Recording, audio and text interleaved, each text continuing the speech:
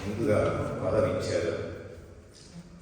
తం త్వాం అహం బ్రహ్మ పరం ప్రత్యక్ శ్రోతసి ఆత్మని సంవిభావ్యం స్వతేజసా ధ్వస్త గుణప్రవాహం వందే విష్ణుం కపిలం వేదగర్భం తం త్వామహం బ్రహ్మ పరం పుమాంసం తం త్వామహం బ్రహ్మ పరం పుమాంసం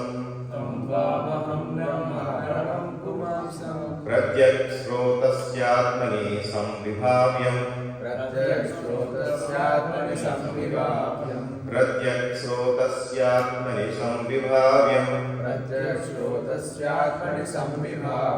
స్వతేజసా ధ్వస్త గుణప్రవాహం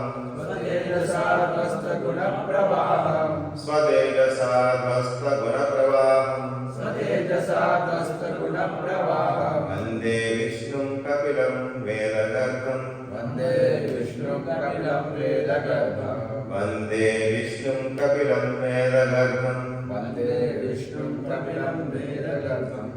త్వం త్వామహం బ్రహ్మ పురం పుమాంసం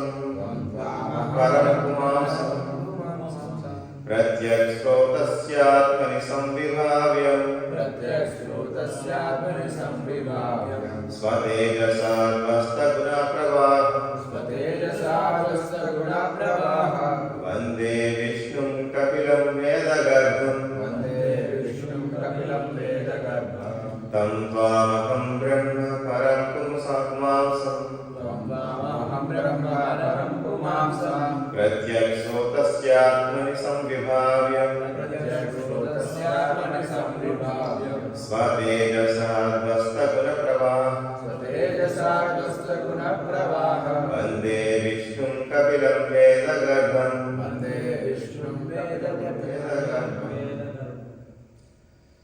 తం త్వామహం బ్రహ్మ పరం పుమాంసం త్వం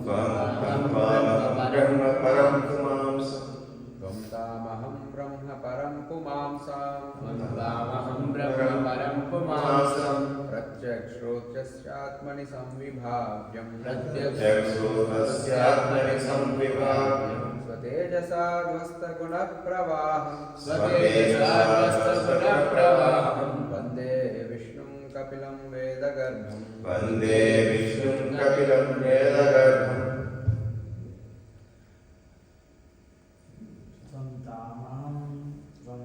తం త్వామహం బ్రహ్మ పరం పుమాంసం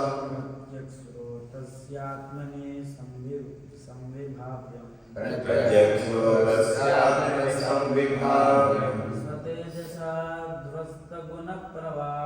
స్వతేజసా ధ్వస్త గుణప్రవాహం వందే విష్ణుం కపిలం వేదగర్భం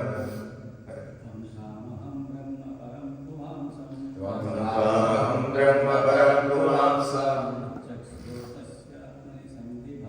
ప్రత్యక్ శ్రోతస్యాత్మని సంవిభావ్యం స్వతేజసా ధ్వస్త గుణప్రవాహం వందే విష్ణుం కపిలం వేదగర్భం త్వం త్వామహం బ్రహ్మ పరం పుమాంసం ప్రత్యక్ శ్రోతస్యాత్మని సంవిభావ్యం స్వతేజసా ధ్వస్త గుణప్రవాహం వందే విష్ణుం కపిలం వేదగర్భం అలాగే ఎవరు చదువుతారండి?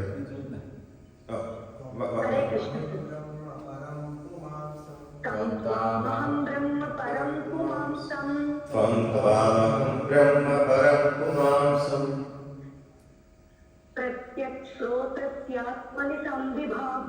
ప్రత్యక్ శ్రోతస్యాత్మని సంవిభావ్యం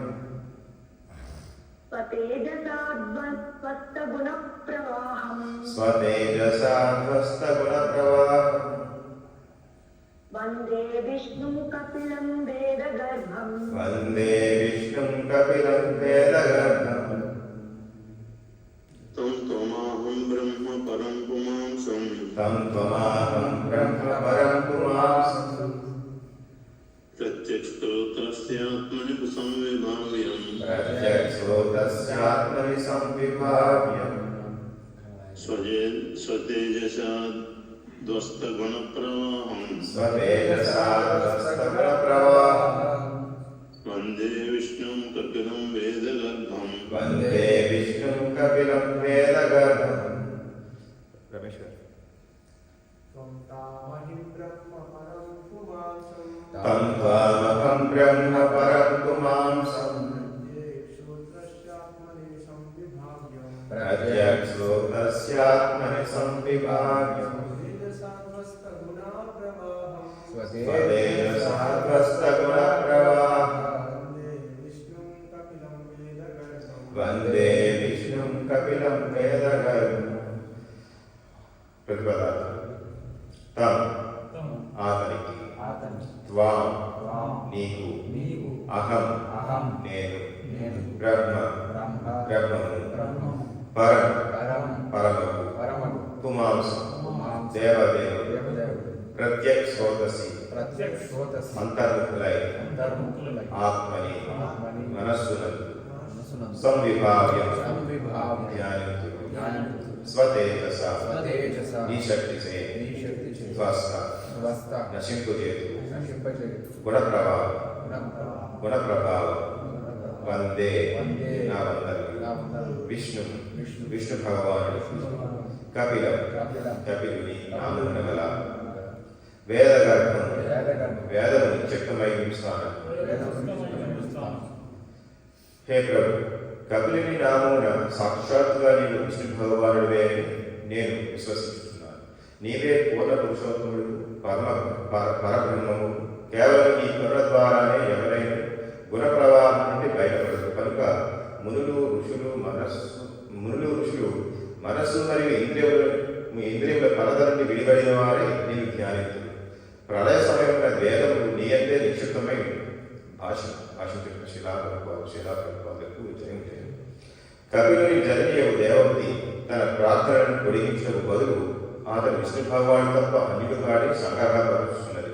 తాను స్త్రీ అయిన కారణమున అతని కేవలం ప్రార్థన ద్వారా చక్కగా అర్చించడం ఆమెకు సాధ్యం కాకుండేది. అయినను భగవానుడు ప్రసన్నుడు కావాలని ఆమె అభిలషించారు. ఇచ్చట ప్రత్యేక పదం ప్రధానమైనది. యోగాభ్యాసముకు యమము, నియమము, ఆసనము, ప్రాణాయామం, ప్రత్యాహారం, ధారణ, ధ్యానము, సమాధి అను 8 అంగములుగా ఇంద్రియ కార్యములన్నింటినీ నిర్వహించడమే ప్రత్యాహారం. భౌతిక కర్మల నుండి ఇంద్రియములు విరమించినప్పుడే దేవబుద్ధిని కలిగిన భగవదనుభూతి ఎవరికైనా సాధ్యము కాదు. మనుషులు భక్తి యోగమును నెలకొనినప్పుడు అతని ఇంద్రియములు అన్యముగా రథములకు అవకాశమే లేదు. అటువంటి పూర్ణ భక్తి అంటూ అతను శ్రీకృష్ణ భగవాన్ యథాతథంగా అవగతం చేసుకున్నాడు. హరే కృష్ణ. నమో విష్ణు పాదాయ కృష్ణ ప్రేష్టాయ భూతలే శ్రీమతే భక్తి వికాస స్వామినిధి నామి. నమో విష్ణు పాదాయ కృష్ణ ప్రేష్టాయ భూతలే శ్రీమతే భక్తి వేదాంత స్వామినిధి నామిని. నమస్తే సారస్వతే దేవే గౌరవాణి ప్రచారిణి నిర్విశేష శూన్యవాది పాశ్చాత్య దేశతారిణి. జయ శ్రీ కృష్ణ చైతన్య ప్రభు నిత్యానంద శ్రీ అద్వైత గదాధర శ్రీవాసాది గౌర భక్త వృంద. హరే కృష్ణ కృష్ణ కృష్ణ హరే హరే, హరే రామ రామ రామ హరే హరే. హరే కృష్ణ.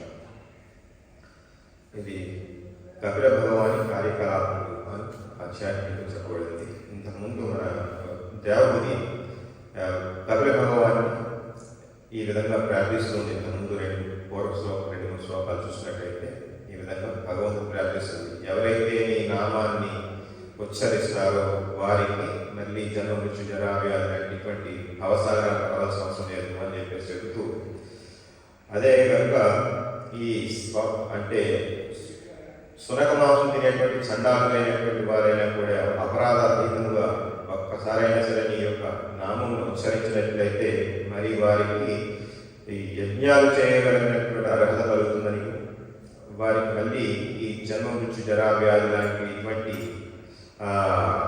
జన్మ తీసుకోవాల్సిన అవసరం రాదని కూడా ఇంతకుముందు శ్లోకాలు మనకి చెప్పబడింది. ఈ విధంగా ప్రార్థన చేస్తూ దేవపతి చేస్తూ ఈ శ్లోకంలో ఇంకా ప్రార్థన ఆవేసి భగవంతుడిని ఈ విధంగా పొగుడుతుంది. ఈ విధంగా విష్ణు భగవానుడివే అది విశ్లేషిస్తున్నానని చెప్తుంది. నువ్వే పూర్వపురుషోత్తముడు, పరబ్రహ్మము, కేవలం నీ కరుణ ద్వారానే ఎవరైనా గుణ ప్రవాహం నుండి బయటపడదు. అంటే భగవంతుడి యొక్క కరుణ లేకపోతే ఎవరైనా సరే ఈ గుణ ప్రవాహాలు 3 గుణాలు ఉన్నాయి, సత్వ రజస్తమో గుణాల నుంచి.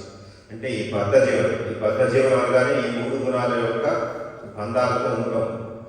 ఇటువంటి బంధాలు తప్పగల ఏకైక మార్గం ఏంటంటే భగవాన్ యొక్క భక్తి చే మనం ఉంటే భగవాన్ కరుణించే మనం ఈ ఇంద్రియాల యొక్క ఈ బద్ధ జీవనాన్ని నుంచి బయటపడగలరు. మరియు ఇంద్రియాల కాలం నుండి విడిపడిన వాడే నీకు ధ్యానించు అని చెప్తున్నారు. ఎప్పుడైతే ఇంద్రియాల నుండి మనం విడిపడగలమో అప్పుడే భగవంతుని యొక్క ధ్యానం మనకి చేయగలుగుతాం. మరియు ఇంకా ఏమైనా చెప్తున్నారంటే ప్రళయ సమయ వేదం నీ అంటే నిక్షేపమై అని చెప్పేసి చెప్తున్నారు. అంటే ఇక్కడ కపిల భగవాన్ని పూర్తిగా విష్ణు భగవాన్ని పూర్తిగా విశ్వసించి ప్రార్థిస్తున్నారు. ఈరోజు భాషమే విధంగా కపిలుడి జననీయ దేవతి తన ప్రార్థన పొడిగించిన బదులు అతను విష్ణు భగవాన్ని తప్ప అన్యులు కాదని సంఘటన ఎంతో ఆవిడకు బాగా కపిల భగవానుడు విష్ణు భగవానుడే అని చెప్పేసి మనకి చెప్తుంది. తాను స్త్రీ అయిన కారణం అతనికి కేవలం ప్రార్థన ద్వారా చక్కగా అర్చించడానికి సాధ్యం కాకపోయింది. ఇక్కడ మనకు చెప్పబడిన స్త్రీలు, శూద్రులు లేదా వైశ్యులు వీరందరూ కూడా కొద్దిగా ఈ యొక్క ఆధ్యాత్మిక జ్ఞానాన్ని అంతగా అర్థం చేసుకోగల స్థితిలో లేరని చెప్పేసి చెబుతూ అటువంటి వారికైనా సరే ఈ హరినామం ఉచ్చరించినట్లయితే అపరాధాలతో ఉచ్చరించినట్లయితే వారు కూడా ఇటువంటి భగవంతుడి యొక్క కరుణతో యజ్ఞాలు కూడా జరిపించగల అర్హత కలుగుతుందని చెప్పేసి చెబుతూ ఈ విధంగా ఇక్కడ ఆ యొక్క విషయాన్ని చెబుతున్నారు. ఇక్కడ ప్రత్యక్ అనే పదం ప్రధానమైంది. అనగా ప్రత్యక్ అంటే అంతర్ముఖులై, అంటే భగవంతుడి యొక్క ధ్యానంలో ఉండాలి, అంతర్ముఖంలో ఉండాలి. దీనికి కావాల్సినటువంటి పరిస్థితి ఏ విధంగా ఏర్పడుతుంది? యోగాభ్యాసం, యమము, నియమము, ఆసనము, ప్రాణాయామము, ప్రత్యాహారము, ధారణం, ధ్యానం, సమాధి అని 8 అంగములు కాదు. ఇది మనకి కృష్ణ భగవానుడు భగవద్గీత 6వ అధ్యాయంలో సవివరంగా చెప్పారు. చూద్దాం అవేంటో. ఇంద్రియ కార్యములన్నింటినీ విరమించే ప్రత్యాహారం. ప్రత్యాహారం అంటే ఇంద్రియాలకి సంబంధించిన ఏ విషయాలన్నా కూడా వాటిని నిగ్రహించడం అనేది విరమించాలి. ఏ విధంగా అయితే మనకి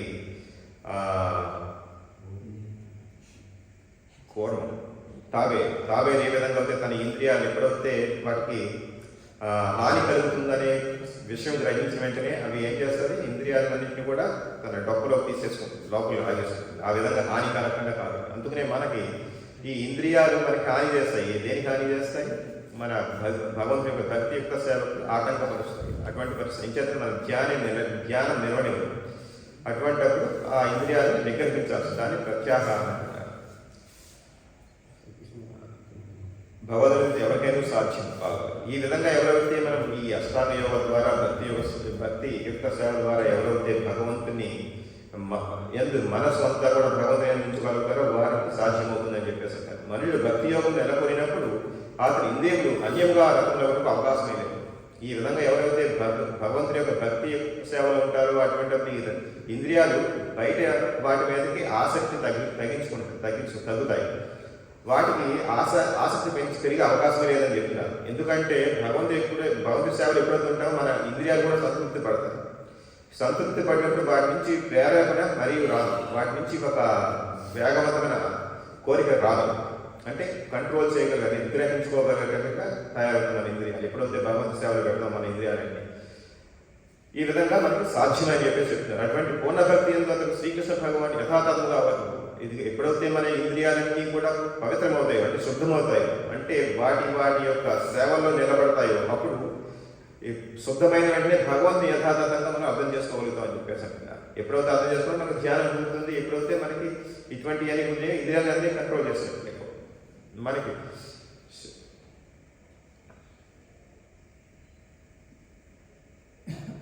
కొద్దిగా లైట్గా యమ నియమాల గురించి యోగాభ్యాసం గురించి లైట్గా చర్చిద్దాం, తర్వాత మిగతా విషయాలకు వెళ్దాం.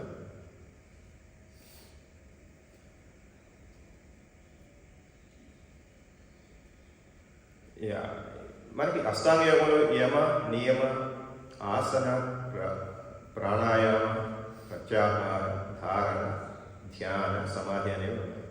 వీటిలో ప్రత్యేకించి యమ అంటే డోంట్స్, అంటే దాన్ని చేయకూడనివి, అంటే చేయకూడని విషయాలన్నీ దాంట్లో ఉంటాయి. యమ అంటే దాంట్లో ఏంటి, అహింస, అసత్యం ఆడకూడదు, అలాగా దొంగతనం చేయాలన్న కోరిక ఇటువంటి ఉండకూడదు, అంటే స్టీలింగ్, అంటే దానికి ఎవరికైతే తత్వం ఉంటుందో ఇది భగవంతుడి యొక్క, ఇదంతా కూడా భగవంతుడి యొక్క ఐశ్వర్యం అని మనకి ఏది కేటాయించబడిందో దాన్ని తీసుకోవడం. మనకి ఈశోపనిషత్తులు చెప్పినట్టుగా నీకు చెందనిది ప్రతిదీ కూడా దొంగతనంతో, అంటే రాయి రక్తంతో సమానమని, అంటే బంగారం కూడా మనకి రోడ్డు మీద కనిపిస్తున్నది మనకు సంబంధం, మంది కాకపోతే రాయి రక్తంతో సమానం అని చెప్పేసి ఎవరిపోతే ఇటువంటి తత్వజ్ఞానం ఇదంతా అంటే అటువంటి ఏంటంటే ఇవన్నీ నియమాలు అంటారు, యమ అంటారు.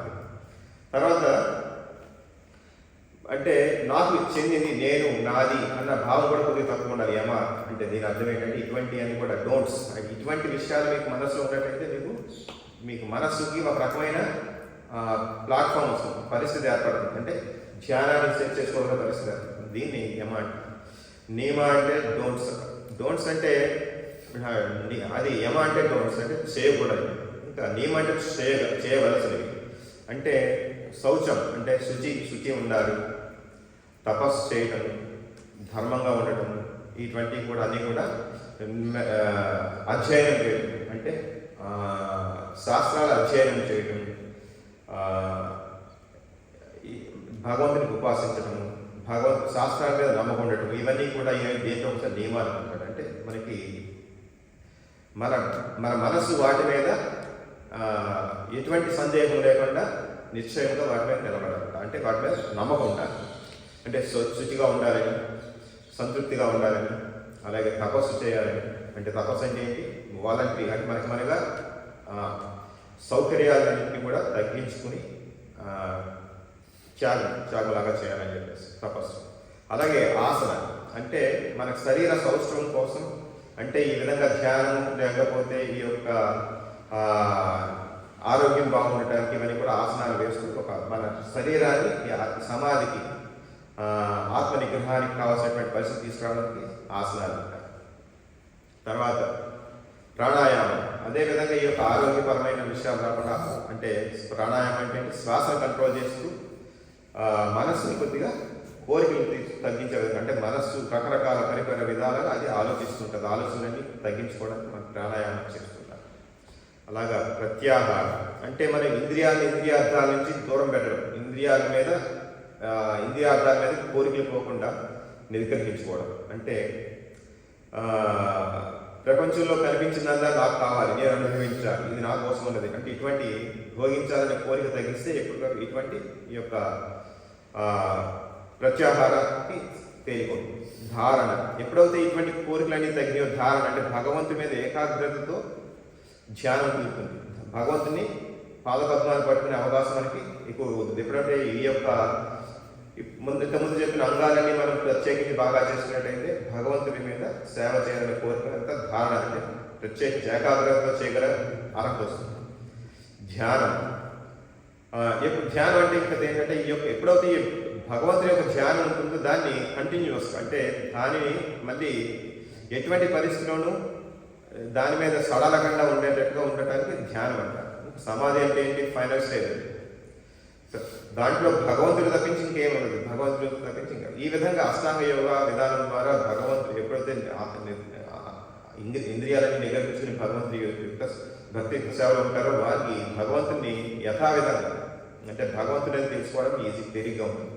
లేకపోతే ప్రతి ఒక్కరు కూడా ఈ యొక్క కల్మషంతో ఉండి ఇంద్రియాలన్నీ కూడా కల్మషంగా ఉండి ఏమవుతుందంటే వాడు నేనే ఈ భోగించేవాడిని అన్న అహం అనేది, నేను నాది, నేను భోగించేవాడిని అనే రకమైన అజ్ఞానంతో ఉంటారు. ఈ అజ్ఞానం పోవాలంటే ఈ విధంగా సాధించాలి. ఎప్పుడైతే ఈ విధంగా అజ్ఞానం పోతుందో జ్ఞానవంతమవుతారో వారు భగవంతుని యథావిధిగా చూడగలుగుతారని ఈ రోజు శ్లోకంలో చెప్పబడింది.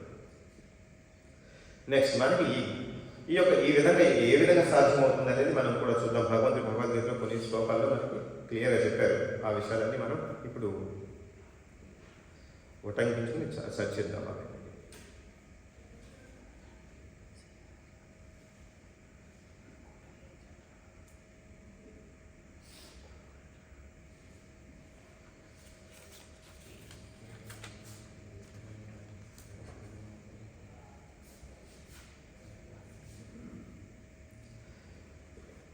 భగవంతుడు ద్వితీయ అధ్యాయం 44వ శ్లోకంలో ఈ విధంగా చెప్తారు. భోగైశ్వర్య ప్రసక్తానాం తయాపహృత చేతసా వ్యవసాయాత్మిక బుద్ధికి సమాధౌన విధీయతే. అంటే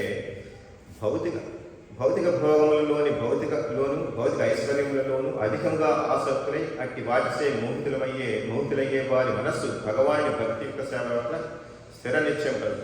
చూడండి, మనం చాలా మంది చెప్తుంటాం, మనకి జపం చేస్తున్నప్పుడు కానీ లేకపోతే భక్తి సేవలో ఉన్నప్పుడు కానీ మనకి మనస్సు పరిపరి విధాలుగా వెళ్ళిపోతుంది. దానికి కారణాలు చాలా మంది అడుగుతుంటారు. ఎందుకంటే ఎందుకు వెళ్ళిపోతుంది? మనకి ఇంకా కూడా భౌతిక విషయాల మీద ఆసక్తి ఎక్కువగా ఉన్నట్లే కదా. అర్థం ఏంటంటే భౌతిక భోగాలు ఇంకా కావాలని కోరుకుంటున్న మన ఇంద్రియాలు ఇంకా సరైన వైరాగ్యం రాలేదు. ఎందువల్ల రాలేదు? అది మోహితులయ్యే వారి మనస్సు మోహితులవుతుంది. అంటే దాని అర్థం ఏంటి? మన శాస్త్రజ్ఞానంతో జ్ఞానం అంతా కూడా సంపాదించి అజ్ఞానాన్ని వదిలేశారు. ఆ విధంగా ఏ విధంగా చేయాలని భగవంతుడే చెప్తారు మనకి. ఇక్కడ మనస్సు భగవాన్ భక్తి సేవ పట్ల స్థిర నిశ్చయం కలిగి ఉండదు. ఇది అందరి పరిస్థితి ఎక్కువగా ఉంటుంది. దీంట్లో ఏమన్నారంటే సమాధానంగా స్థిరమైన చిత్తం. మనకి స్థిరమైన చిత్తం ఎందుకు ఉండదు చూద్దాం. వైదిక నిఘంటువు ప్రకారం నిరుక్తి చెబుతుంది, సమ్యగాదీయతేస్మిన్ ఆత్మతత్వ యథాత్మ. ఆత్మ అవగాహన విషయంలో మనసు స్థిరముగా నెలకొననిచ్చో అది సమాధి స్థితము అవుతుంది. స్థిరముగా నెలకొనినచో అది సమాధి స్థితము. భౌతిక ఇంద్రియ భోగాల పట్ల ఆసక్తులైనట్టు వారికి లేదా అట్టి తాత్కాలిక విషయముల పట్ల మోహితులయ్యే వారికి అన్నిటినీ సమాధి సాధ్యపడదు. అట్టి వారందరూ దాదాపు భౌతిక శక్తితో శిక్షింపబడిన వంటి వారే అవుతారు. చూడండి, ప్రత్యేకించి చెప్తున్నారు ఇంకా భౌతిక విషయాలు, గ్రామీణ విషయాల మీద ఎవరికైతే ఇంకా కోరికలు ఉంటాయో అంటే గ్రామంలో విషయాలు ఏం జరుగుతున్నాయి అంటే ఈ విషయాలు అనేది ఏమంటే ఆహారం గురించి, నిద్ర గురించి, భయాల గురించి, అంటే మైదానాల గురించి, ఇటువంటి దాని గురించి ఎక్కువగా చర్చిస్తుంటారు. మనం చూసాం. ఇటువంటి వాటి గురించి చర్చించడం ఎనలేని న్యూస్ పేపర్లు ఉన్నాయి, టీవీ ఛానల్స్ ఉన్నాయి.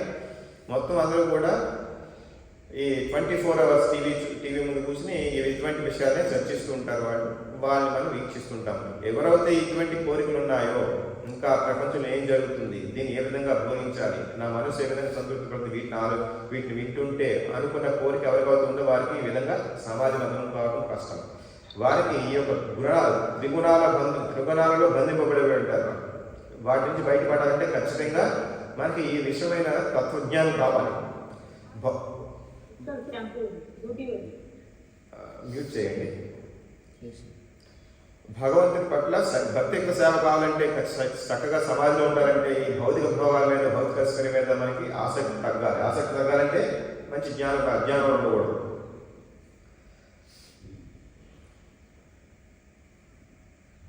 అలాగే ఇంకా మనకు చెప్తున్నారు ఈ యొక్క త్రిగుణాలు ఏ విధంగా ఉంటాయి. భగవంతుడి యొక్క శక్తి అది. దైవీ కేశ గుణమయీ మహమాయ దురత్యయ మామేవ ఏ ప్రపద్యంతే మాయామేహం తరంతితే. అంటే భౌతిక ప్రకృతికి సంబంధించిన త్రిగుణములతో కూడిన ఈ దైవీ మాయ నిశ్చయంగా దాటశక్తిని కానీ నన్ను శరణి వేడిన వారు దానిని సులభంగా దాటారు. చూడండి, ఈ యొక్క భౌతిక గుణాలన్నీ కూడా ఈ మాయాశక్తి ఆధ్వర్యంలో ఉంటాయి. ఇదంతా కూడా దేనివల్ల మన కోరికలు బట్టే ఈ యొక్క గుణాలు మనకి ఉంటాయి. ఈ గుణం అనేది తాడు ఏ విధంగా మనకు బంధింపబడుతుందో ఆ విధంగా ఇది కూడా మనకి ఈ యొక్క ఇక్కడ ఈ మనం భాష కూడా చదువుతాం. ఇక్కడ మనకు అర్థమవుతుంది. దేవాదిదేవుని శ్రీకృష్ణునికి అసంఖ్యాకమైన దివ్యశక్తులు కలుగు జీవులన్నీ ఆత్మ శక్తుల్లో భాగములైన మాయా భౌతిక శక్తి సంపర్కించే వారి ఆది అయిన ఉన్నత శక్తి కపం. చూడండి, జీవుడు అనేవాడు ఉన్నత శక్తికి సంబంధించిన వాడే. భగవంతుడి యొక్క అంశ ఉన్నత శక్తి. ఈ జీవి ఈ ఉన్నత శక్తి ఈ భౌతిక శక్తిని అనుభవించేవాడు అన్నాడు. కాకపోతే ఏమవుతుంది, ఈ భౌతిక శక్తి భగవంతుడి యొక్క సేవకురాలు. ఆవిడ ఈ ఉన్నతమైన శక్తి కన్నా బలవంతమైపోతుంది. ఎప్పుడైతే అది ఈ యొక్క మన ఉన్నతమైన శక్తి ఈ మాయాశక్తితో కప్పబడుతుందో, ఈ త్రిగుణాలకు ఆధీనంలో ఉంటామో, అప్పుడు ఈ మాయాశక్తి బలవంతమై దాని బంధంలో పడిపోతుంటామని చెప్పి చెప్తున్నారు. ప్రత్యేకంగా దీంట్లో ఈ హైలైట్ చేసినటువంటి మాట్లాడదాం. గుణ అనే పదంకు మరొక అర్థం మరొక అర్థం త్రాడు. బద్ధజీవుడు మాయా అనే త్రాడుతో గట్టిగా బంధించబడినని గ్రహించబడి, కాళ్ళు చేతులు కట్టబడిన వ్యక్తి తనంతట తానుగా బంధాలు విడిపించుకోలేదు. మనకు చూడండి, మనకి బంధాలు అంటే ఎవరైనా మన చేతులు కట్టేసాడు మరి ఎవరన్నా మనం ఆ చేతులు కట్లు విప్పాలంటే ఎవరు కావాలి? మనం విప్పుకోగలమా? విప్పుకోలేము. బయట వాడు విప్పాలి. అంటే ఎవరికైతే చేతులు కట్టబడలేమో వాడు వచ్చి మన చేతులు కట్టుని విప్పాలి. అలాగా ఈ బంధాలన్నీ మనం బంధించేస్తున్నాయి గుణాలని త్రాడుల్లాగా. వాటి నుంచి విముక్తి పొందాలంటే ఏం చేయాలి? అతనికి బంధరహితమైన మరొక వ్యక్తి తోడ్పడలేదు. ఒక బద్ధుడైన వ్యక్తి మరొక బద్ధుడైన వ్యక్తికి తోడ్పడలేదు. చూడండి, మనం ఒకరికొకరు తోడ్పడుకోవాలంటే సాధ్యమయ్యే పని కాదు. మనం ఎవరి సహకారం తీసుకోవాలి? ఎవరైతే ఈ బంధనాల నుంచి విముక్తి పొందాడో అతని సహకారం పొందాలి. కేవలం శ్రీకృష్ణ భగవానుడు లేక అతని ప్రతినిధి అయిన ఆధ్యాత్మికాచార్యుడు మాత్రమే బద్ధజీవునికి బంధ విముక్తిని కలిగించగలడు. అట్టి దివ్య సహాయం లేనిదే ఎవరిని భౌతిక ప్రకృతి బంధాల నుండి విముక్తిని సాధించలేరు. అంటే భగవంతుడు మనకి ప్రతిసారి అవతరిస్తున్నారు, మనల్ని రక్షించడానికి, మనం ఉద్ధరించడానికి చేస్తారని చెప్పేసి మనకి చెప్పబడింది. ఆయన కానీ ప్రత్యక్షంగా ఆయన రావచ్చు, లేకపోతే ఆయన అంశ అయినా రావచ్చు, లేకపోతే ఆయన యొక్క ప్రతినిధి అయినా రావచ్చు. వచ్చి మనకి ఈ బంధనాల నుంచి విడగలిగే శక్తిని, ఆ యొక్క జ్ఞానాన్ని ప్రసాదిస్తారని చెప్పేసి చెప్తున్నారు. ఇదంతా భగవంతుడి యొక్క కేవలం భగవంతుడి యొక్క కరుణ ద్వారానే జరుగుతుందని చెప్పేసి అన్నారు. అట్టి దివ్య సహాయం లేనిదే ఎవరు కూడా భౌతిక ప్రకృతి బంధాలని విముక్తి సాధించలేదు. కృష్ణ చైతన్యం లేక భక్తియుక్త సేవ అనేది ఒకరికి అట్టి బంధాలని విముక్తి సాధనకు తోడ్పడదు. చూడండి, ఈ కృష్ణ భక్తి సాధన, కృష్ణ చైతన్యంలో మనం ఉపదేశం పడి ఈ సాధన చూసారు. ఈ సాధన ఒకటే మనల్ని ఈ యొక్క బంధాల నుంచి విముక్తి సాధనకు తోడ్పడగలదని చెప్తున్నారు. శ్రీకృష్ణ భగవానుడు మాయకు ప్రభు అయినందున బద్ధజీవుని విముక్తి చేయమని దాటశక్తులుగా అట్టి మాయను ఆజ్ఞాపన. చూడండి, మనముగా ఈ యొక్క మాయ యొక్క బంధాల నుంచి విముక్తి పొందలేము. కానీ కృష్ణ భగవాన్ ఏం చెప్తున్నారు ఇక్కడ? ఈ యొక్క జీవిని నీవు నీ బంధనాల నుంచి విముక్తిని విముక్తి చెందించు అని చెప్పేసి ఆజ్ఞాపిస్తారు. ఒకటి మాయాశక్తి. కృష్ణ భగవాన్ భక్తి చెప్తే సేవ చేసి ఈ భక్తిని నువ్వు నీ మాయ నుంచి విముక్తి చేయము అని చెప్పేసి మాయాశక్తిని ఆజ్ఞాపిస్తారు. సహజంగా తన సంతానమైన జీవుని పట్ల గల పితృవాత్సల్యము మరియు శరణాగతుల జీవుని పట్ల గల అవ్యాజ కృప చేతనే భగవాన్ ముక్తిని కలిగించుకుని ఆదేశించారు. చూడండి, భక్తుడిపై ఉన్నటువంటి అవ్యాజమైన కృప. భగవంతుడు తన కుమారుడిని ఈ విధంగా రక్షించాలని ఆయన కోరుకుంటున్నారు. కనుకనే అత్యంత కఠినమైన భౌతిక ప్రకృతి బంధాల నుండి విముక్తి సాధించకు శ్రీకృష్ణ భగవాని పాదపద్మాలను శరణవేడి. మనము ఈ విధంగా భవబంధాన్ని విముక్తి పొందాలంటే కృష్ణ భగవాని సేవ ఒకటి తప్పించి మిగతా ఏమి పనికిరావు. ఏకైకం మామేవ అని పదములకు కూడా గొప్ప ప్రాధాన్యత ఉంది. ఇక్కడ మాం అనగా శ్రీకృష్ణుడు, విష్ణువే అని అర్థం. శ్రీకృష్ణుడు అనగా విష్ణువు అని అర్థం. దానికి బ్రహ్మ లేదా శివుడు అని అర్థం కాదు. బ్రహ్మరుద్రాల్లో అత్యున్నతమైన విష్ణు స్థితికి దాదాపు సమాన స్థితికి సంబంధించిన మాయాబంధాలను జీవుని ముక్తి కలిగించారు. చూడండి, ఈ బ్రహ్మదేవుడు, శివుడు ఈ జీవుల్లో కల్లా ఉన్నతమైనటువంటి వారే. శివుడు కూడా భగవంతుడి యొక్క ఒకనొక తమోగుణ వంశతో వచ్చినటువంటి అవతారం అయినప్పటికీ కూడా ఆయన కూడా మనల్ని విముక్తం చేయాలని చెప్పేసి అంటారు. మరో మాటలో బ్రహ్మ మరియు శివుడు కూడా మాయకు ప్రభావం లోబడి ఉంది. విష్ణువు ఒకడే మాయకు ప్రభు కనుకనే అతను మాత్రమే బద్ధజీవుని ముక్తిని ప్రసాదించబడదు. బద్ధజీవునికి తమేవ విధిత్వ శ్రీకృష్ణ అవగాహన చేసుకోవడం ద్వారానే ముక్తి సాధ్యపడదు. కాబట్టి ఇక్కడ మామేవ అనగా అర్థం ఏంటంటే విష్ణు భగవాని అనగా కృష్ణ భగవాని, విష్ణు భగవాని మా తదునేది. ఈ రోజు శ్లోకంలో దేవపతి ఏమని చెప్తున్నారు? కపిల భగవాన్, నీవు విష్ణువే తప్పించి వేరే ఏమీ కాదు. నీవే ఈ యొక్క బంధనాల నుంచి విడిపించగల శక్తి నీ ఒకటివే, నీ యొక్క కరుణ ద్వారా అవుతుంది అని చెబుతూ ఈ వేదాలన్నీ కూడా నీ గర్భంలో ఉంటాయి. ఎప్పుడైతే ప్రళయం వస్తుందో ఆ టైంలో నీ గర్భంలో ఉంటాయని చెప్పేసి కపిల భగవాన్ స్థుతిస్తున్నారు. మనకి ఈ విధంగా త్రిగుణాలకు ఏ విధంగా బంధింపబడుతున్నాము అని చదువుకున్నాము. ఏ విధంగా త్రిగుణాల నుంచి మనం బయటపడాలి, విముక్తి పొందడానికి ఏ విధంగా సాధన చేయాలనేది కొద్దిగా తెలుసుకుంటాం.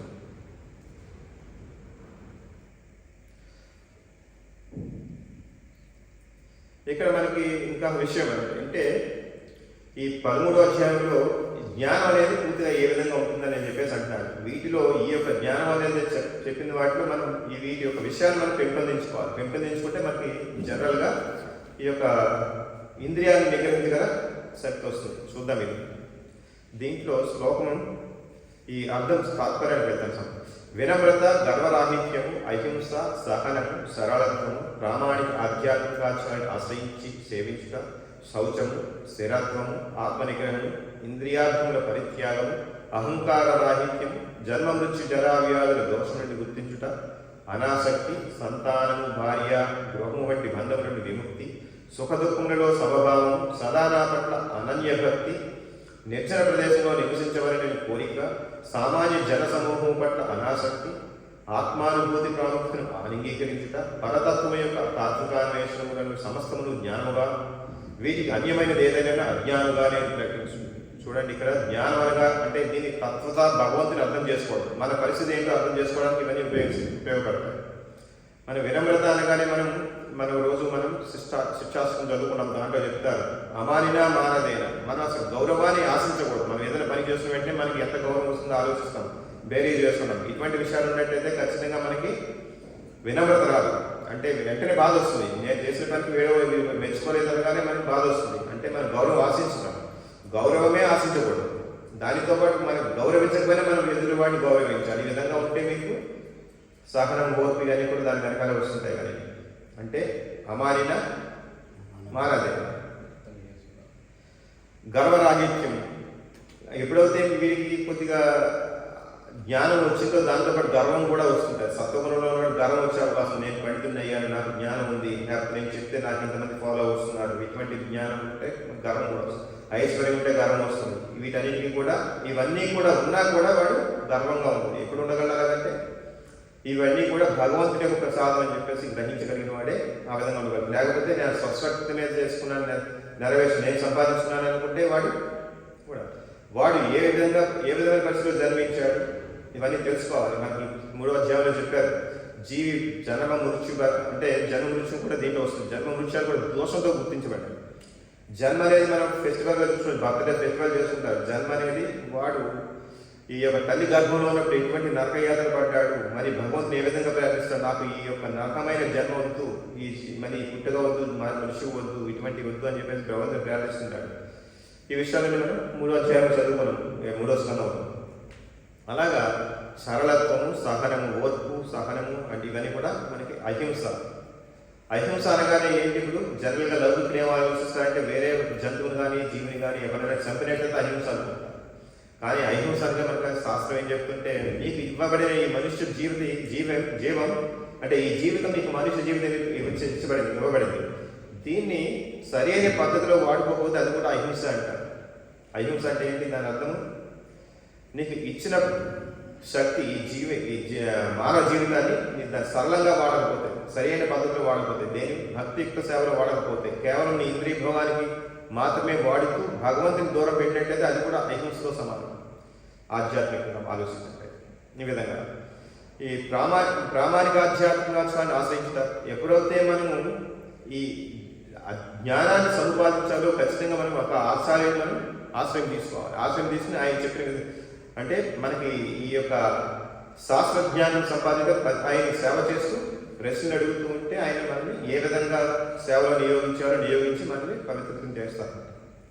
ఈ విధంగా చేస్తుంటే మనకి శౌచం అలవాటు అవుతుంది, ఆత్మనిగ్రహం, ఇలాగ ఇంద్రియార్థాల పరిత్యాగం ఇవన్నీ జరుగుతుంటాయి. అహంకార రాహిత్యం, అలాగే మెయిన్గా జన్మ మృత్యు జరావ్యాధులు దోషం అంటే అంటే ఈ జన్మం కానీ ఈ యొక్క జీవితం అంతా కూడా మనకి దోషాలతో కూడుకున్నది, కష్టాలతో కూడుకున్నదని ఆ జ్ఞానం రావాలి. లేకపోతే ఏమవుతుంది? ఇంకా ఈ భౌతిక ప్రపంచాన్ని భోగించాలని కోరిక పెరుగుతూనే ఉంటుంది. ఎప్పుడు తగ్గుతుంది? ఈ యొక్క దుఃఖ దోషాన్ని దర్శనం అంటారు. అంటే ఇదంతా దుఃఖాలయం అశాశ్వతమని ఎవరైతే గ్రహించగలరో నిజంగా తత్వతగా వారికే వైరాగ్యం ఏర్పడుతుంది ఈ భౌతిక విషయాల మీద. ఈ భార్య బిడ్డల మీద, లేకపోతే కుటుంబం మీద, లేకపోతే ఈ పలుకుబడి, ఐశ్వర్యం, ఈ జీవిని ఇంకా అనుభవించాలి అనే దాని మీద ఇంకా కోరికలు పోవాలంటే వాడికి ఖచ్చితంగా ఈ జీవితం దుఃఖ దోషాలు దర్శనం ఖచ్చితంగా అర్థం కలగాలి. అలాగా ఈ గృహ భార్య గృహం వంటి బంధముల వృద్ధి సుఖ దుఃఖాలలో స్వభావమే ఆ విధంగా ఏర్పడుతుంది మనకి. అంటే ఈ సుఖమైన దుఃఖమైనా సరే వస్తుంటాయి పోతుంటాయి, ఏ పరిస్థితి కూడా పర్మనెంట్గా ఉండిపోదు. ఈ సుఖమైనా సరే దుఃఖమైనా సరే భగవంతుడి యొక్క కరుణే. ఈ సుఖం వచ్చిందంటే భగవంతుడి కన్నా, దుఃఖం వస్తే భగవంతుడి కన్నా ఎలా అనుకోవాలి? మనకి ఏదో పెద్ద కష్టం రావాల్సి చిన్న దుఃఖంతో సరిపెట్టుకున్నారు. అది కూడా ఈ దుఃఖం అంటే భగవంతుడు మనకి ఈ జ్ఞానం పెంచడానికి, తత్వజ్ఞానం పెంచడానికి వస్తున్నారని చెప్పేసి, అది కూడా ఇది మన పాప పుణ్యాల ఫలం ద్వారా వస్తుందని కానీ గ్రహించగలిగితే వాడు సుఖానికి దుఃఖానికి కూడా సమభావంతో ఉంటాడని చెప్పేసి అర్థమవుతుంది. సదా నా పట్ల అనన్య భక్తి, భగవంతుడి పట్ల ఎప్పుడైతే ఇవన్నీ గుణాలు వస్తాయో వాటి భగవంతుడి పట్ల అనన్య భక్తి ఉంటుంది. అంటే ఇందాక ధారణ అన్నాం, లేకపోతే ధ్యానం అన్నాం. ఈ భగవంతుడి యొక్క భక్తి ఉంటేనే, అంటే అనన్య భక్తి అంటే ఏంటి? వేరే ఇంటెన్షన్ ఏమి ఉండకూడదు. మోటివ్ ఏంటంటే కేవలం భగవంతుడి ప్రేమతో సేవ చేయడమే అనేది మోటివ్. ఇంకోటి ఏంటంటే లేకపోతే నాకేం వదులుతుంది, నాకేం వస్తుంది, లాభం ఏంటి అని ఆలోచించుకోకూడదు. ఈ విధంగా అనన్య భక్తి అంటే భగవంతుడి ప్రేమ తప్పించి, భగవంతుడి ప్రీత్యర్థం తప్పించి వేరే భావం దాంట్లో ఉండకూడదు. నిర్జన ప్రదేశంలో నివసించబడిన కోరిక, ఇది ఎందుకు ఏర్పడుతుంది? నిర్జన ప్రదేశంలో వచ్చారంటే భౌతిక ప్రపంచం ఖచ్చితంగా భగవంతుని దూరం చేసేటువంటి కార్యక్రమాలనే నిమగ్నమై ఉంది. అటువంటి కార్యక్రమాలే మనకి ఆసక్తి ఉండకూడదు, విరక్తి రావాలి. అటువంటి రావాలి వారు నిర్జన ప్రదేశంలో నివసించాలనుకుంటారు. అందుకనే ఇప్పుడు అటువంటి ప్రదేశమే లేదు. కాబట్టి మనం ఇటువంటి మందిరాలలోనూ లేకపోతే భగవంతుని సాంగత్యంలోనూ, భగవంతుని భక్తి యొక్క సాంగత్యంలోనూ ఉంటూ ఈ భక్తి యొక్క సేవ చేయడానికి ఈ కృష్ణ అంతర్జాతీయ కృష్ణ చైతన్యం కావాల్సినటువంటి ఏర్పాట్లు చేస్తుంది. సామాన్య జన సమూహం పట్ల అనాసక్తి. సామాన్య జన సమూహం ఏం చేస్తుంది? ప్రస్తుతానికి నీ ఇంద్రియ భోగాన్ని ఏ విధంగా అభివృద్ధి చేయాలి, దాన్ని ఏ విధంగా సంతృప్తి చేయాలి, ఇంద్రియాన్ని ఏ విధంగా సంతృప్తి చేయాలో టెక్నాలజీతో లేకపోతే రకరకాల వైవిధ్యమైన ప్రోగ్రాంలతోటి మిమ్మల్ని ఆకర్షిస్తుంటుంది. కాబట్టి దాని మీద అనాసక్తి. ఏదైనా సరే దీంట్లో మనకి కష్టమైన సుఖమైనా సరే, ఎంత సుఖంగా ఉన్నా సరే అది ఏమాత్రం తాత్కాలికమైన, దాని మీద అది సంతృప్తి పడకుండా దాని మీద వైరాగ్యం రాదు. ఇటువంటి భావంతో ఉన్నవాడు జ్ఞానవంతుడే. దీని అన్ని మీద ఏదైనా అజ్ఞానం, ఎప్పుడైతే అజ్ఞానంతో ఉన్నామో మన ఇంద్రియాన్ని కంట్రోల్ చేసుకోగా శక్తి మనకు రాదు.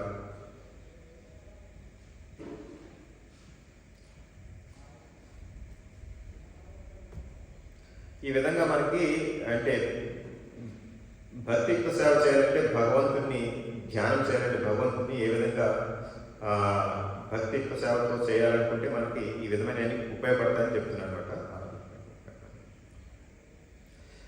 కాకపోతే మనకి చాలా కష్టమైన పని చెప్పేసి మనకి అర్జునుడు అడుగుతాడు భగవంతుడిని, సంచలకి మనః కృష్ణ ప్రమాది ఫలవద్దుడ తస్యాహం నిగ్రహం మన్యే వాయువైవ సుదుష్కరం.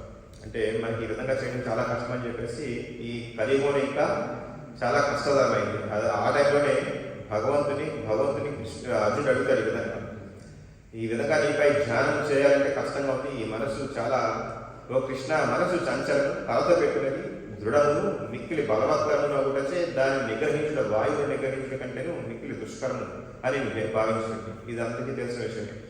ఈ కపిల భగవాని దేవహూతి కూడా ఈ విధంగానే మొదలుపెట్టింది. నా ఇంద్రియాల కలతని నేను తగ్గించుకునే విధంగా జ్ఞానం ఉపదేశించమని చెప్పేసి అడిగితే అప్పుడు భగవానుడు ఈ యొక్క సాంఖ్యశాస్త్రాన్ని కూడా చెప్తారు.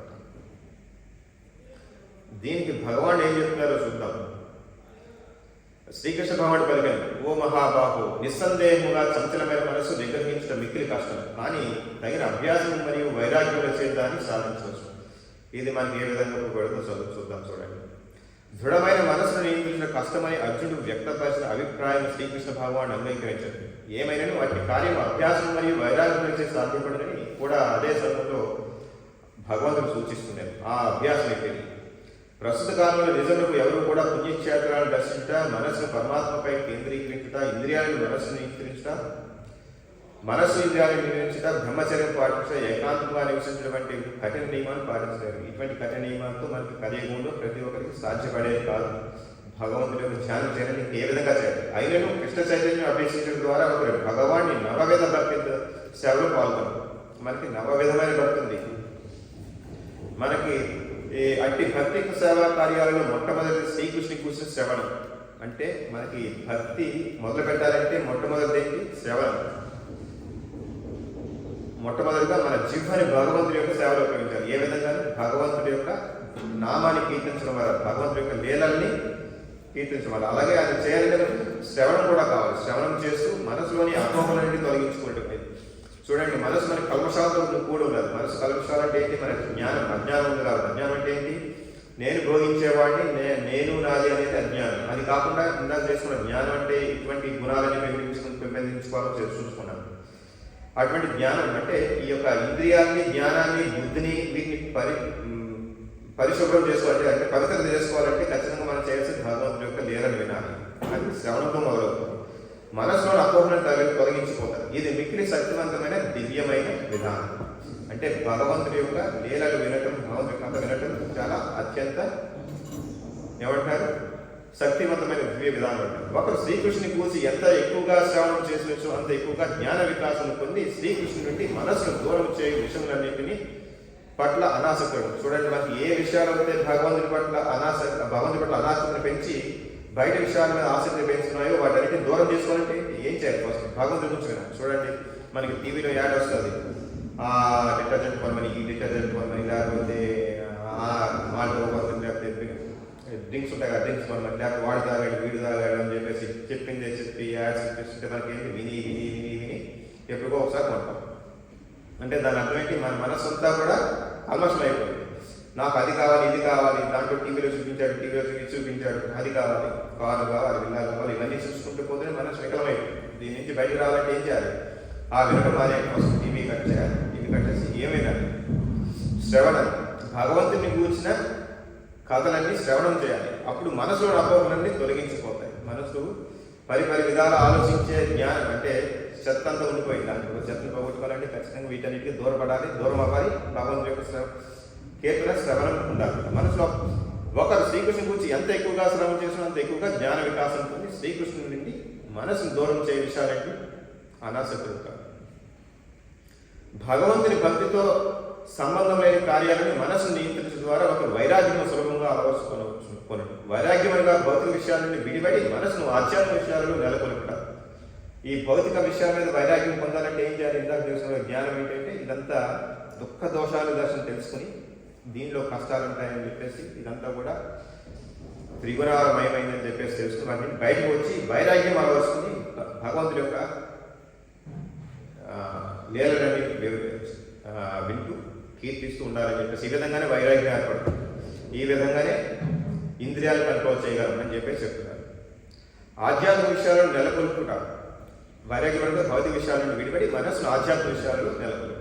నిజంగా మనస్సును శ్రీకృష్ణునికి సంబంధించిన కార్యాలలో నెలకొల్ప కంటేను నిరాకార తత్వంతో వైరాగ్యం సాధించడం ఎంతో కష్టం.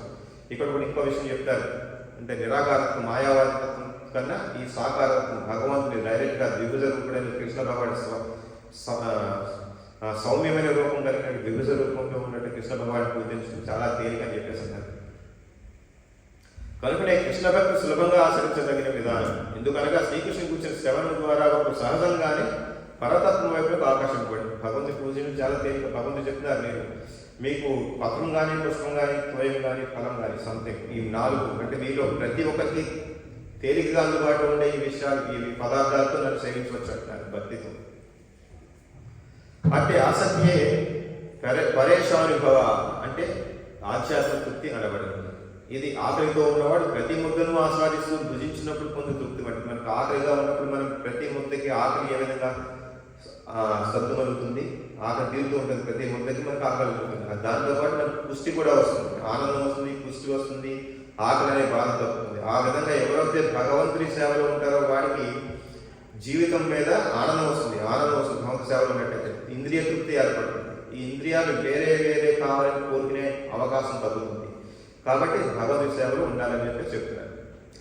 ఎంత అధిక తృప్తితో భుజించినచో అంత అధిక శక్తిని బలముని పొందినట్లే భక్తిత్వ సేవలు అధిక ఉత్సాహంతో నిర్వహించినప్పుడు మనసు భౌతిక విషయాల నుండి దూరం అవుతుంది. దానితో అతడు అధికమైన ఆధ్యాత్మిక ఆనందం పొందు. ఇది చక్కటి వైద్యం మరియు తగిన ఆహారంతో పథ్యము రోగమును నయం చేయొచ్చు. అంటే మనం ఏదైనా జబ్బు చేసినప్పుడు వైద్యం మందులు తీసుకుంటేనే పథ్యం కూడా చేస్తాం. అదేవిధంగా శ్రీకృష్ణ భగవాను దివ్యలీలను శ్రవణం చేయుట వెర్రి మనస్సుకు అత్యుత్తమమైనది. వెర్రి అనేది మనకి మన మనసు వెతికిపోతుంది, అంటే మన బయట కోరికతోటి, భౌతిక కోరికతోటి ఆ దానికి వైద్యం అవుతుంది. శ్రీకృష్ణ భగవాన్ లీలలు వినడమే దానికి వైద్యం అని. కృష్ణ ప్రసాదం పూజించడం దానికి గౌరవం సరైన పథ్యం. భగవంతుడి యొక్క నైవేద్యం పెట్టినటువంటి పదార్థాలని పూజించడం అనేది పథ్యం లాంటి. ఎవరైతే భగవంతుని యొక్క లీలలు వింటూ భగవంతుడి నైవేద్యం పెట్టినటువంటి ఆహారాన్ని పూజిస్తూ ఉంటారో వారికి ఈ చికిత్స, ఈ అంటే భౌతిక రోగం అనే చికిత్సకి మంచి విధానం అని చెప్పేసి చెబుతున్నారు.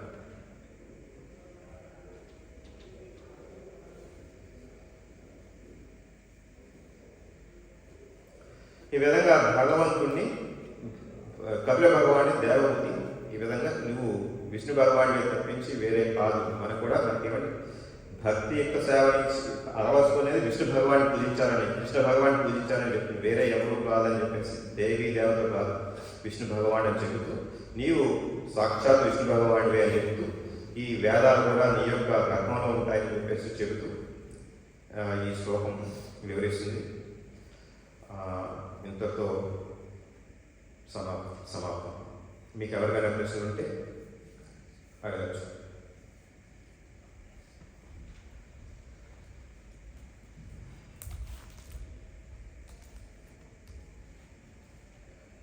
హరే కృష్ణ. ఎవరికి ప్రశ్న చెబితే ఇంతటితో ముగిద్దాం. హరే కృష్ణ. ధన్యవాదాలు. వాంఛాకల్పతరుభ్యశ్చ కృపా సింధుభ్యో శ్రీమద్ భాగవతం की जय. हरे कृष्ण.